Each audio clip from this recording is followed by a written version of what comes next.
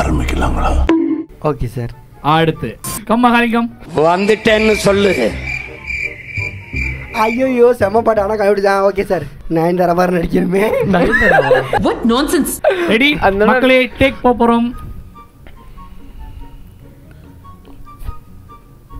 தலைமை எங்க ஆளு, நீ ஒத்து சொல்ற ஏதாச்சு. எதுக்கு இப்ப பல்படி விளம்பரம் மாதிரி பல்ல காமிச்சின்னு வாய் மூடுங்க. பொம்பளை சும்மா போட்டு விடுற. சேலையா? வீடு சேலை சொல்றா. சேலை இது பண்ண என்ன அர்த்தம்?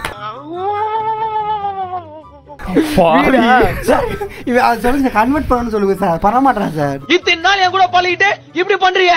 கனெக்ட் பண்ணு. கனெக்ட் பண்ணணும் அப்படின்னா நாங்க சொல்றத மறுபடியும் சொல்றேன், நல்லா கேட்டுக்கங்க. சேலை சேலை. அண்ணே கொந்தளிச்சாதீங்க அண்ணே, பொறுமையா கடப்பிடிங்க.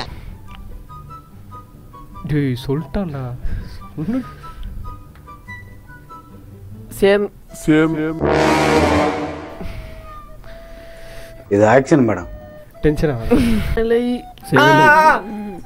சேலை இவனோட நடவடிக்கை வெளியில விட்டு பாருங்க, அவன் நல்ல ஆக்ஷன் பண்ணுவான். அது ஓகே, அது தெரியுது.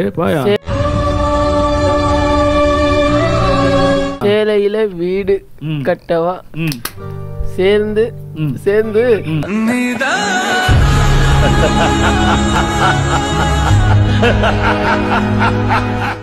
டேய் அதான் சொல்லிட்டியாடா. சேலையில வீடு கட்டவா சேர்ந்து வசிக்கவா. அடங்கப்பா, இது உலக நடிப்புடா சாமி. முதல் முறையாக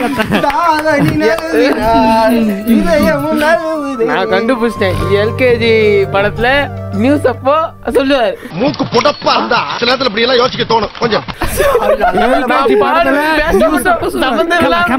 சம்பந்தமே இல்லாம பேச மாட்டேன், சமயத்துல பாடவும் செய்வேன் அப்படின்னு சொல்லிட்டு. ஆமா, நீங்களா யாருடா?